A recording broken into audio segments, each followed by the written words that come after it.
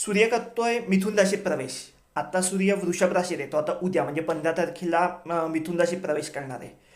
तो मंगळ, राहू, गुरु यांच्या मृग, पुनर्वसू आणि आद्रा अशा राहू, गुरु आणि मंगळाच्या नक्षत्रातनं हा सूर्य प्रवेश करणार आहे.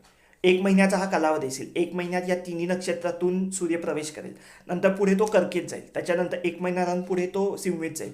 असा एक एक महिना प्रत्येक राशीत हा सूर्य राहत असतो. आता काय होणार आहे, सूर्य आता सध्या वृषभ राशीत आहे. तर त्याच्यामुळे तिकडेच गुरु शुक्र आहे.